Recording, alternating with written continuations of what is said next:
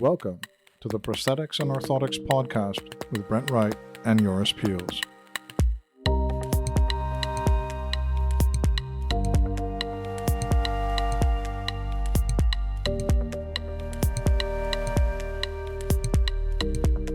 Hi everyone, this is Joris Peels and the Orthotics and Prosthetics podcast with Brent Wright. Hi Brent, how you doing? Hey, yours? Yeah, good to be on with you. This is going to be a fun one, huh? Okay, I think so because we don't have a guest, right?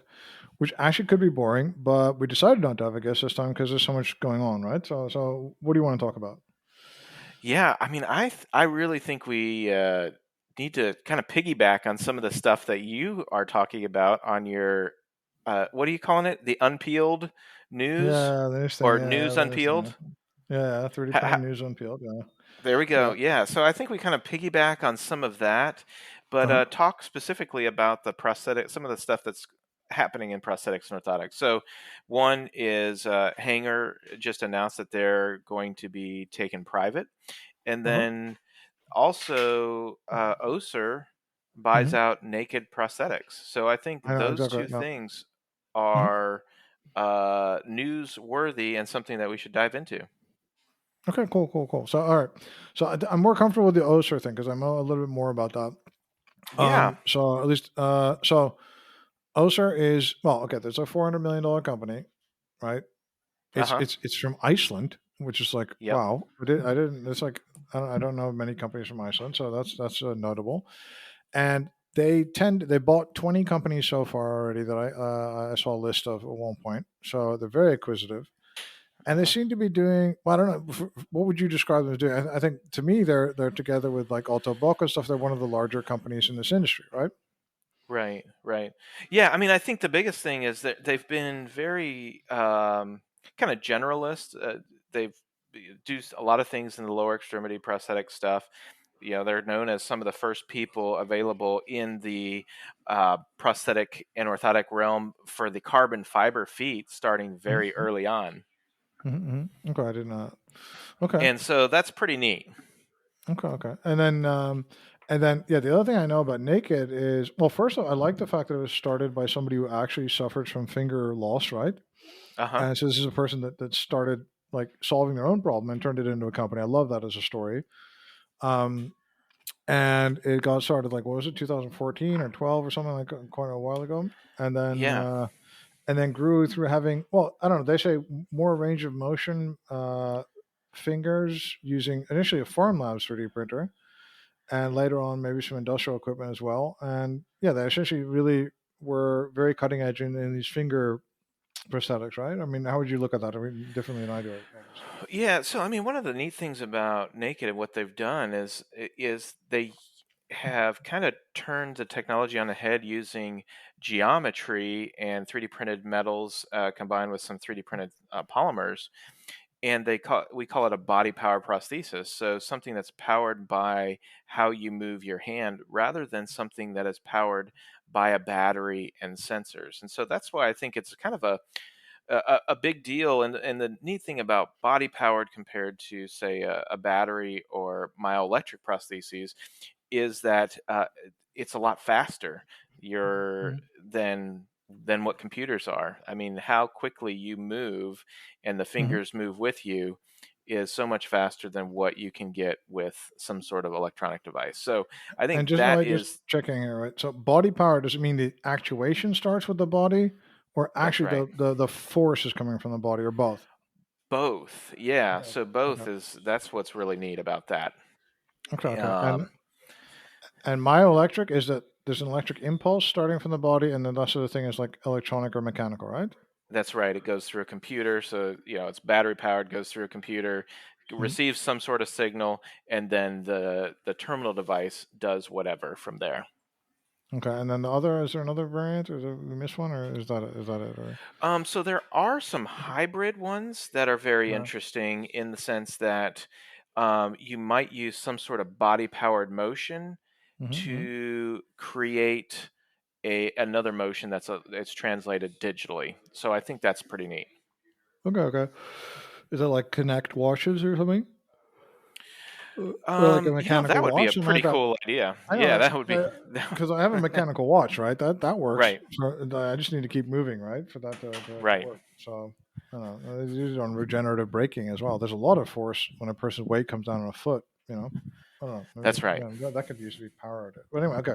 So what do these guys do? So metal printing. Well, they start off. I know they start off with form labs, right?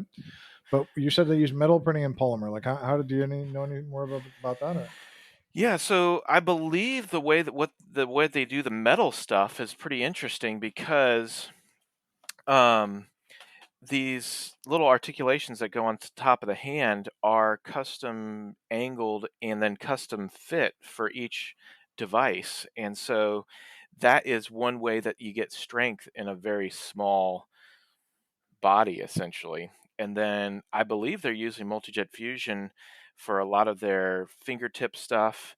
And then they're also combining that with some carbon fiber pre-preg stuff. So they really run the gamut for mm-hmm, types of production. Very innovative way to do things. So I'm excited for them. I think from my standpoint, it also gives Ossur some credibility into this body powered partial hand market where they have had some partial hand stuff, but it's usually bigger and bulky with the battery and sensors and um, so you end up with this fairly clunky device. And while it's functional, it's still very big and bulky, and it has a battery. So mm-hmm, for them, it kind of rounds out their portfolio or their offerings into now they're able to say, hey, you can go down this road of body powered, mm-hmm, or you can go down this road of myoelectric and battery powered, and we're mm-hmm, able to provide both of them. And I think there's a lot of synergy in the ways that you get there. So scanning, mm-hmm. creating the sockets, that sort of thing, you're able to build, and both avenues get better because of what both companies bring to the table. But does this mean that for okay, from an orthotist perspective, I'll say that you're more likely to go with these guys because you have one vendor, you've got one system to work with, and you can go do both routes? Would it be more versatile for them or cheaper or something like that? Or So I think it comes down to customer service and overall longevity. Creating these devices is so capital intensive, and I guarantee you that Naked has some things that either some product ideas that they've shelved or tabled just because they don't have the capital to invest in those ideas. Well, when you bring a company like Ossur in, now all those ideas can potentially become products, mm-hmm, and I think that's exciting. And the other thing that Naked brings that I don't think Ossur has the experience in is some of the 3D printing side of things. I know Ossur uses a lot of 3D printing for prototyping some of their small devices and that sort of thing, but not necessarily onto like true production products. mm-hmm. And so I think having that kind of know-how and knowledge of how to navigate some of that will also make Ossur quite versatile. Okay, okay. All right. So that means so that's why you think it's a good move for Oster. But like for patients, is this going to mean anything, or just do you think it'll just mean more devices? So one of the benefits of working with a big company is they also have a massive advocacy group and insurance billing specialists and things like that. So I think it's a good move for both companies. And now if you're going after getting, say, authorization on one of these devices.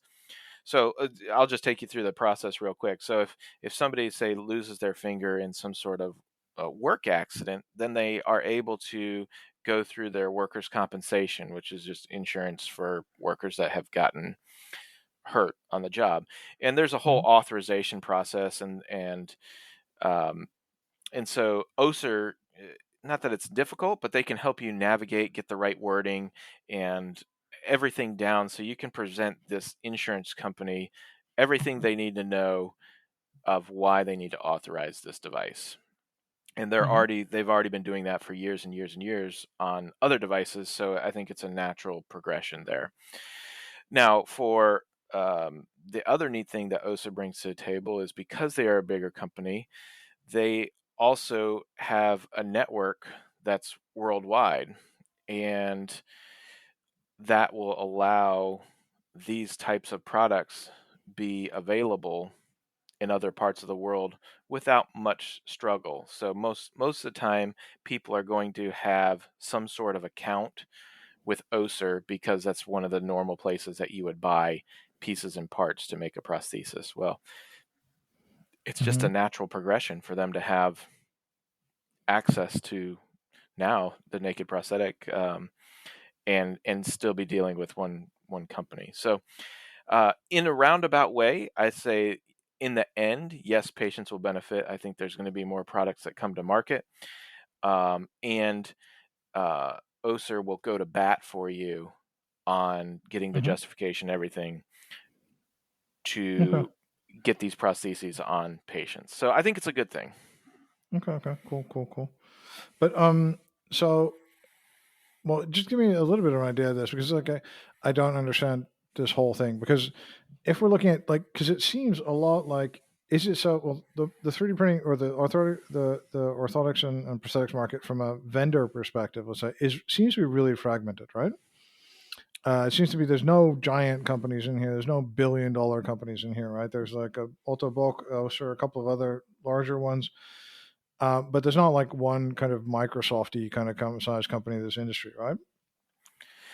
Yeah, I mean, so there that has gotten interesting as well, and maybe that's what we should have talked about as well. Maybe we can table that for another discussion. But there's a few companies that have distributors, and Mm-hmm. this idea of, hey, you have a distributor that may house an Ossur, Autobach, and a whole bunch of other products under one house, and then you buy the stuff from that distributor.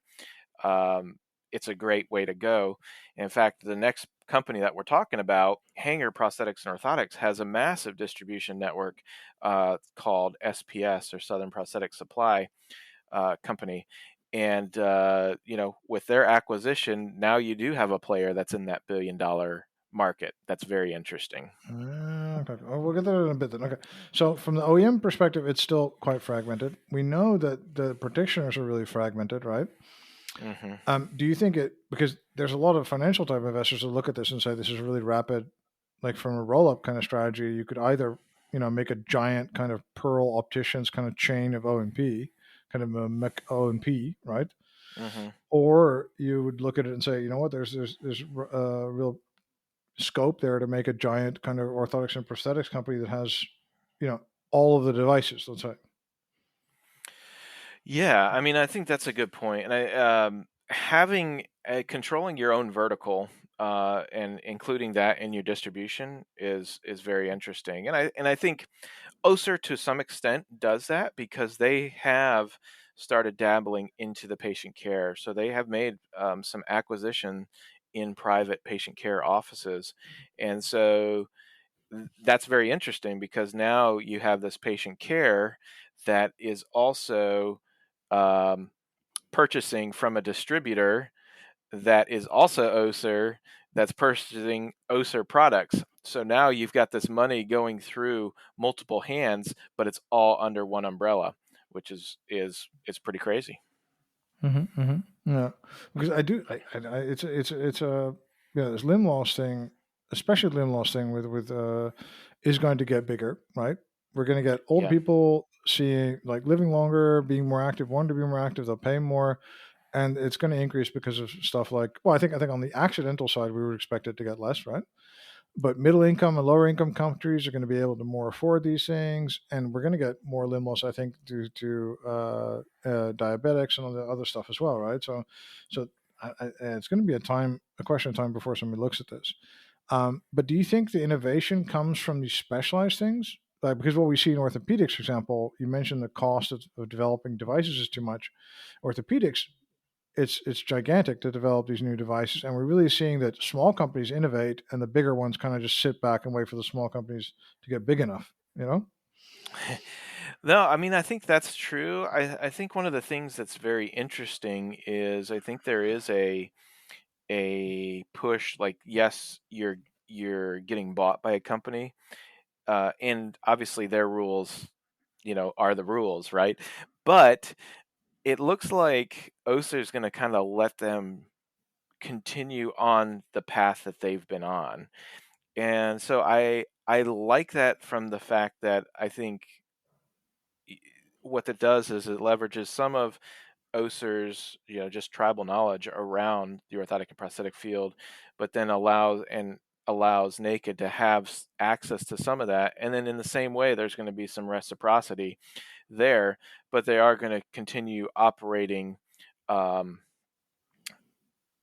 kind of independently. And I think that's also a good move. And I think you're seeing that a lot in some of these acquisitions is, hey, these big companies don't want to screw up the small, um, innovative companies. And, Mm-hmm. so many times you can see exactly what you're saying. These small innovative companies, they get gobbled up by a big company, and then all of a sudden they're gone. And for this type of limb loss, and say, like, let's just say Oster was like, you know what, we want to get you and we want you to stay quiet. It would be a very much a detriment to the limb loss community to have this company completely off the table and not an option. So I think I really like how the idea of keeping them independent is important. Okay, okay. All right. And is it so that like is like for example one area because I tend to see more articles about kind of more upper body type stuff. Like if we kind of tend to focus on fingers and arms and stuff, that just might be a bias or just a a coincidence by me or something, right? Well, that's an interesting. I would say you are correct in that there is this kind of. I think I saw it, and I know they meant to do the pun, but the arms race, Yeah, right? yeah, So it's an of course. arms race of who can get the best, widget device out there. And the reality is that upper extremity prostheses make up a very small percentage of the overall prosthetic population.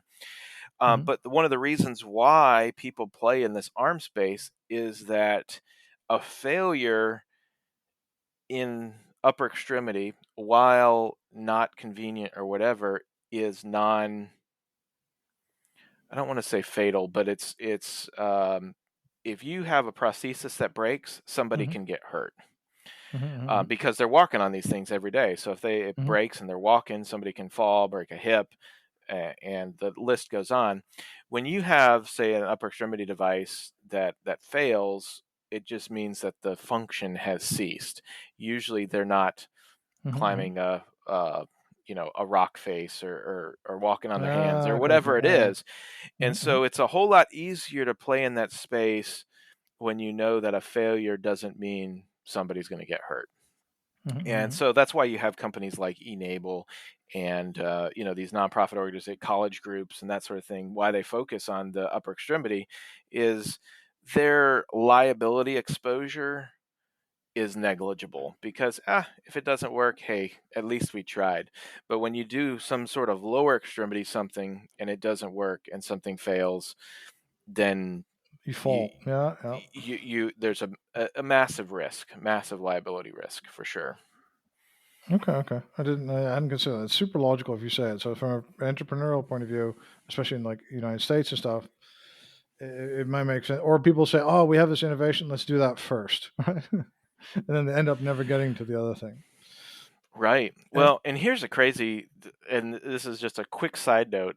I was speaking mm, to, or speaking, emailing with literally a billionaire software developer mhm, that's very well known in the non O&P side of space. And I mhm, said, dude, your software is amazing. Your programmers are amazing. I really think that there's some sort of synergy in the prosthetic and orthotic realm as far as creating devices mhm, with what you know. And he just said, thank you. Not interested in getting into the medical space. Uh, like the liability is too great. So what's bummer about all this is that you have somebody that is uber qualified and could make amazing devices, but instead they're like, you know what? It's not even Mhm. worth it because we have such a big name, and when you have a big name and big dollars, that means also big liability and lawsuits. And I was like, man, that's a terrible way to live, but I Mhm. totally get it and respect that. But Mhm. that's Mhm. that's a tough thing, knowing that your workforce could have the potential for good in specifically this O&P field, and you just can't do it because the liability is too great, or you're not interested in doing it because the liability is too great. That was a tough one, but I get it. Yeah. Yeah. Okay. That's a weird way of looking at it, but it is a bit. Yeah, it's a shame, really. I think that's a shame. Okay. And are there areas? I mean, we see this happening. We would expect more of these companies to have exits. I mean, I'm also not seeing a ton of VC activity in this industry as compared to things. Is finding a financing for these startups? Is that, do you think, more complicated? Yeah, I mean, when you look at some of the stuff in the orthotic and prosthetic realm, while the stories are amazing, I think the margins are smaller than what people may think. So when you're talking like physical goods, instead of say a software or something like that, those margins start getting smaller. The multipliers start getting smaller. So obviously, we don't know the number on this, but we saw that Naked last year did $9 million in sales. Who Roughly, was that? Yeah. Naked Prosthetics did a roughly Yeah. $9 million in sales. So I don't know what their multiplier was for getting bought out, but when you say okay, 9 million in sales, you're like, well, that's it's a good amount, but it's not a lot. But then when you break it down, you're typically looking anywhere between probably $5,000 to $8,000 per finger or digit.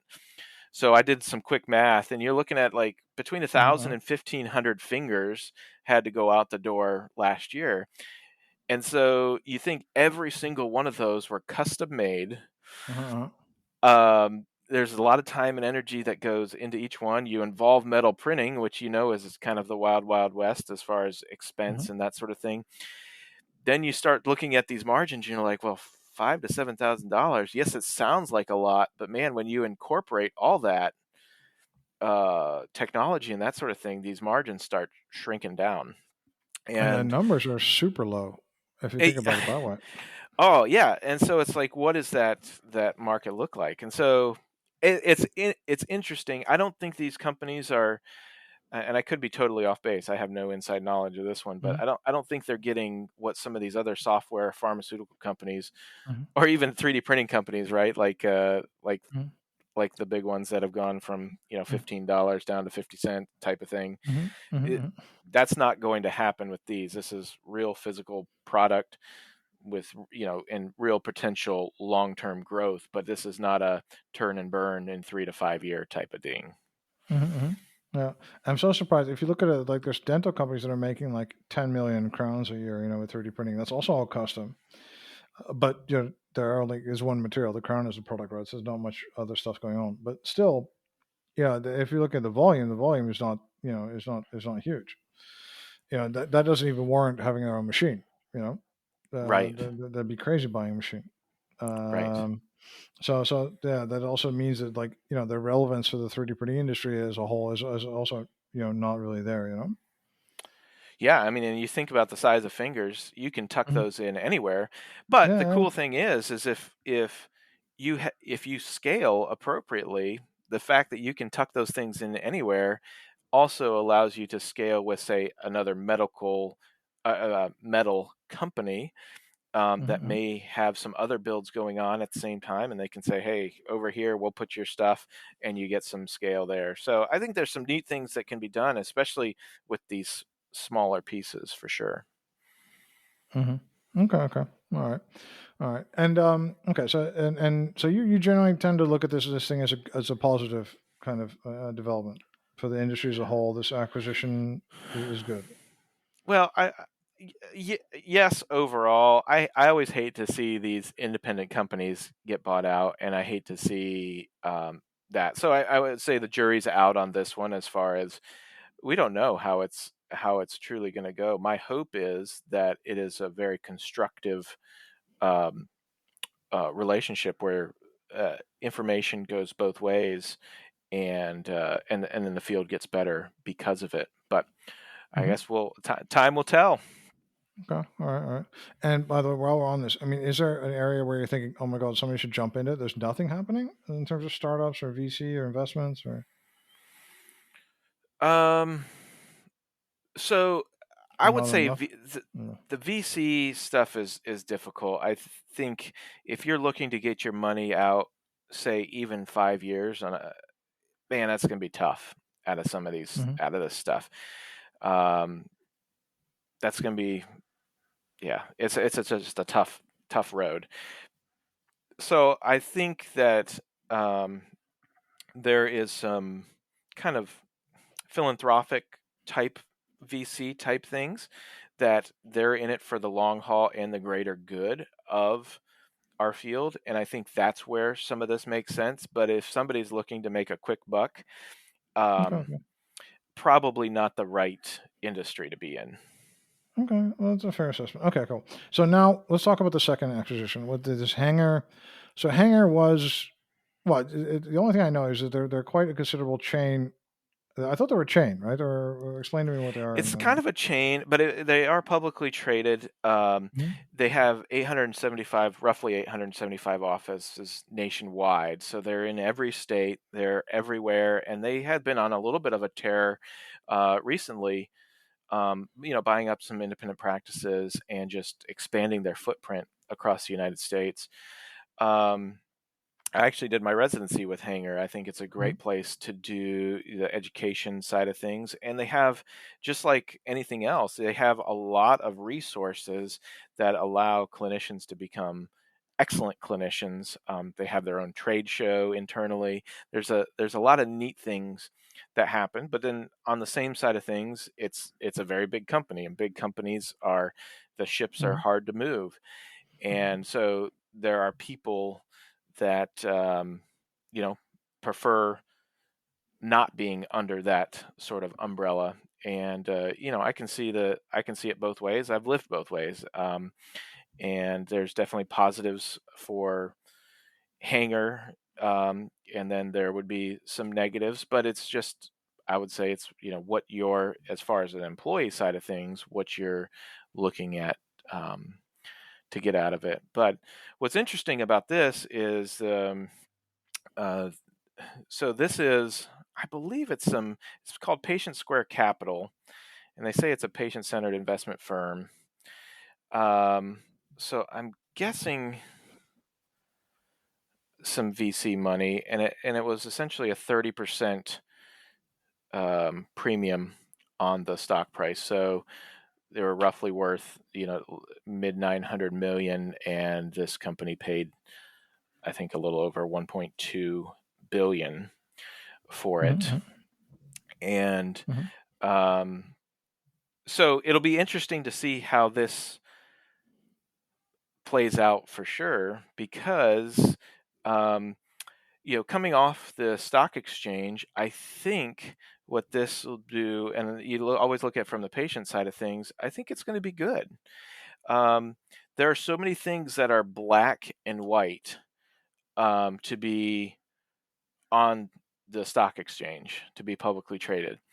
And Mhm. now being private, there are some things that you might be able to play with that you weren't able to play with because of a potential negative story, or what have you, and then your shares just tank Mhm. for no reason really. Mhm. And so I think there's a little bit more flexibility with some innovation and things of that nature when it comes to this Mhm. purchase. It'll be interesting to see their roadmap. I mean, to throw out an extra 300 to 400 million dollars on a premium. I mean, these people are going to want their money back someday, right? And so, what does that look like? So, I am sure there's going to be some stuff coming out in the near future of, hey, this is kind of the roadmap, or I guess they don't have to tell anybody that. So maybe we'll just start seeing it, and it'll be exciting to see. But I think one of the natural things that it allows Hanger to do is start looking at some of the newer technologies out there to um, yeah, specifically an additive on how can they control their own vertical. They already have distribution um, and some manufacturing, but then how can they do that and continue to not only buy from themselves but drive the cost down, material costs for providing a high quality prosthetic device. So I think there's a Mhm. lot of room in there, and being private will allow them to explore those options. Yeah, one of the most exciting. Well, okay, so the VA in the U.S. is really doing some amazing things under Beth Ripley and stuff, and they really are showing us what's possible. Like one of the things they've done. Well, okay, first off, one of the things they've done, they put a metal printer in a VA hospital, right? And that means they can make theoretically orthopedic implants for the VA since they have such a large patient group. I think it's something like 9 million patients or something like this, which Hmm. would mean that this is a health system for U.S. military veterans, but it's also a health system that's equal to some countries, especially with the high costs in the U.S. And what they're doing is they're printing. Well, they can develop medical devices using this, and they can also maybe make these compassionate use implants and stuff like this, really specialized stuff, right? So that's one thing they did. The second thing they just did is they got 510K approval for like a kind of a patient specific implant kind of software, right? Hmm. Um, so this to me was like, just wait a minute, this is like a veterans health system that's getting its own like patient kind of specific implant planning software stuff, and they think they can do it better, and they think they're going to do it like cheaper than other people can do it. And that to me had a lot of implications because in this sense, okay, so this planning software is used to plan complex surgeries. It's used to generate models that can be used to educate patients, models of different surgeries or pathologies that can be used for students, or to plan these complicated procedures to actually produce a unique 3D printed like solution. Now, the last thing is we're not doing that really that much. It's only happening with like people who are just like singular cases, kind of. The other stuff is happening quite extensively already. And to me, for this health system to go into the thing was something that I thought was very notable. At the same time, in New York, there's something called the Hospital for Special Surgery, Hmm. and they are, I think, the largest hospital in the world for TCAS, or for total knee arthroplasty, and for just knee and hip implants generally. It's basically they have. I don't want to look it up how much, but they're an incredibly big hospital, really specialized in orthopedics and orthopedic implants and stuff and surgery for the lower body specifically. Um, and of course, New York's a nice place to be then, of course. And they now have, courtesy of Decento, they have their own Arcam machines in the basement, essentially producing implants at the location of the hospital. So if we're looking at that's a lot more difficult and a lot more risky than making these prosthetics. Do you think that the hanger could do something like that? Yeah, I mean, I think they've definitely got some options, and I think they've already got some stuff in the works. They have two big production facilities, one in Arizona and one in Florida, Hmm. and they're investing a lot of money in training, creating a workforce that makes these devices, and I think it's going to be a natural progression for them to move into 3D printing. I think though, with the orthopedic stuff, yes, it's going to be a pretty good volume and it's internal, but you do have a little bit of a uh, liability mitigation because you're the U.S. government. um, Yeah, obviously, yeah. so I think that's interesting. Now, for somebody like Hanger, you know, they literally produce and make hundreds of sockets a day. So let's say if they all of a sudden decided they were 3D printing a socket on whatever medium and one fails, now they have a massive recall Hmm. because hundreds of these are going out a day, and Hmm. so it becomes a massive, financial issue Hmm. for them, and not only on reprinting the devices, but then you have clinical time on clinical and administrative time. Hey, Mr. Jones, hey, your prosthesis is part of a recall. We're going to have to get you Mhm. in. So you've got administration people calling. Then you have the clinician people saying, hey, Mr. Jones, we're going to have to take this apart. We're going to have to put another one on you. So it's not just the cost of the device itself, but there's Mhm. also a labor component that is put on that. And you multiply that by, so let's say it went 2 weeks. You're talking about, 4,000 appointments. Mhm. Um, it's a big chunk of money. And so Mhm. they're going to have to look at how do we minimize the liability Mhm. while progressing forward and while creating the workflow ideas. So when the time comes to 3D print a device that's a definitive device, we're super confident in letting it go out the door. I mean, Okay. Okay. that's just because of how big a company they are. For us, we've been delivering prostheses since 2018 definitively, but we're not sending out hundreds a week. We're sending Mhm. out 5 to 10 a week, and so Mhm. our exposure is definitely much less. Okay. Okay. But does it mean does Hanger do like centralized production?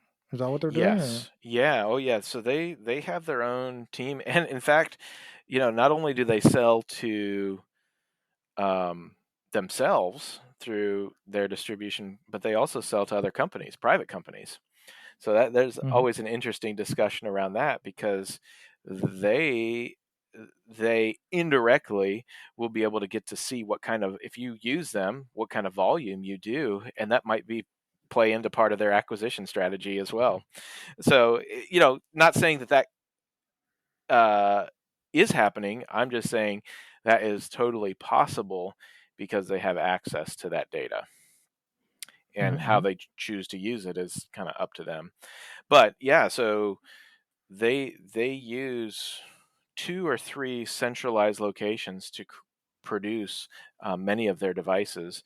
And when you look at the numbers, so that if they have 875 clinics nationwide, and their valuation before they got bought was like 950 million, you're really looking at each clinic really is only generating on average a little over $1 million Mhm. uh, a year.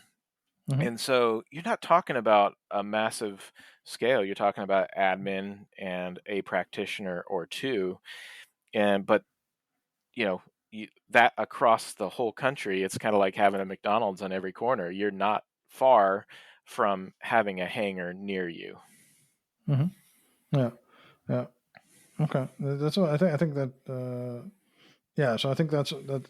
I think the revenue kind of like is kind of nice, and then yeah. So that also kind of does look at that looks kind of like uh that is actually kind of the revenue of an individual McDonald's franchise, by the way.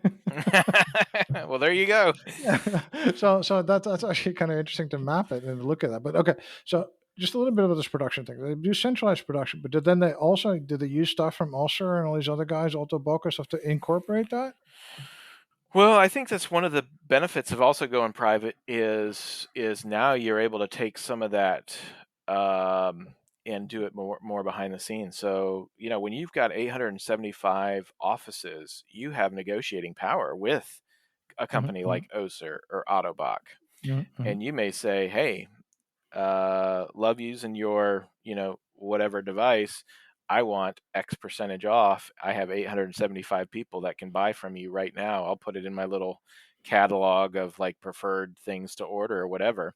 There's massive value to that, as well as uh, not only do you get, does Hanger get a discount, but then you get, if you're Oser or Autobach, you get a massive volume as mm-hmm, well that comes along with a perceived discount. So um, I think that's you're going to start seeing probably more of that. We're not going to hear about it, but there will be that ability to negotiate these deals that are very aggressive to help them mm-hmm. lower their cost of goods sold. No, I think that would be, and they have more freedom to do that. They also have more freedom to make more long term deals. You know, maybe a deal that doesn't generate that much savings in one go or all the time. You know, they have a their investment horizon. The numbers don't have to be as well massaged. They could just make wild swings because they do very high risk investments. You know, so I think that would be an advantage. I mean, if I would look at it from their point of view, the key thing to me is making all of, let's say, the fitting equipment, so that everything from scan to producing the fit, right, for all prosthetic, that to me is a big cost center for them. And if they could just print all that liner kind of stuff that makes a prosthetic fit, that would be a huge gain for them. You know. Yeah. Well, I think you make a good point. Like, so software is going to play a big role in that. Scanning is going to play a big role in that. You want to be consistent across the company on how you create these workflows, because if not, you're going to have variability, and variability across 875 clinics is just a complete disaster. So, Agree. Yeah. so not only do you have to have the software, but then you have to have the training following your workflow process and that sort of thing. So there's a foundation that they really have an opportunity to build and build on. And so it'll be interesting, and I think the other part of this, not that it's negative, but it's there are a lot of hanger prosthetics and orthotics or hanger clinics that are next to each other or in the same sphere. So I'll be kind of curious, will there be consolidation along the clinics where if there was 3 clinics in a 50-mile radius, are they going to shrink it to 1 clinic in a 50-mile radius? And are all those people going to work together? Or are they going to say, hey, you know what? We're cutting this one away, and we're going to, maybe there's not an option for some of these employees. So it's still a very interesting time. All signs point to, if you're a prosthetist orthotist and you don't have a job, it's very easy to get a job because there's not enough people working in this industry. And so I don't think anybody has to worry about having a job. It's just a matter of who's it going to be with. Okay. Okay. Yeah, I think on this hanger thing, I think it could be really good if they work on the connective tissue, if you will, right? If they make a better liner, for example, or if they make like a better production technology generally to making these sockets and just making this all the kind of metal components and carbon fiber. If they do a lot of work in making automating pre-preg or something, you know what I mean?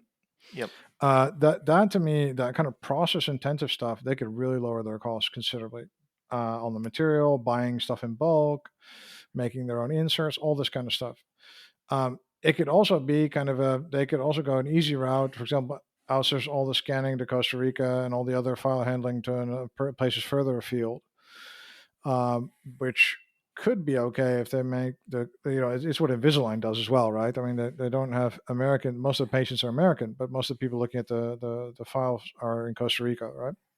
Mm. Um, so that kind of thing is an obvious thing to be done as well, right? I do the scan in the office, but then some dude half a world away does all the file handling, um, and the production also happens in, I don't know, China or wherever, right? So that to me is also another obvious. I'm not entirely sure that would really might bring benefits to shareholders, not necessarily to the wider orthopedics world, And the other thing is for them to make kind of knockoff versions of whatever these Ossur products or the Auto Bulk products or these clips I like so much, these Beo clips and stuff, it's Hmm. them to knock off all the other stuff to make better versions of that. But that to me is much more difficult, Yeah, yeah. I mean, I think there's so many. I think you're right. Where the value that they can bring is these processes and becoming efficient. The more efficient you are, the more money that you save through processes. I mean, I definitely see like creating your own product as a value, but further down the line, because there's so much white space in just how do we get from a scan to a final product for not a lot of money. There are so many ways that can be, go there, and that's really the low hanging fruit, that you Mm-hmm. don't have to have a ton of dollars or investment or what have you to make that go. You just have to have a great process. Mm-hmm. Okay. All right, man. Hey, Brent, this is really nice. I really like this, dude. I really like just having a little chat with the two of us about the market. We should do this more often, man. I think so, man. So yeah, let's do it again. I can't wait. All right. So thanks for being here, Brent. Thank you for listening. My name is Joris Peels. I was here with Brent Wright on the Prosthetics and Orthotics podcast. Thank you so much for being here with us today.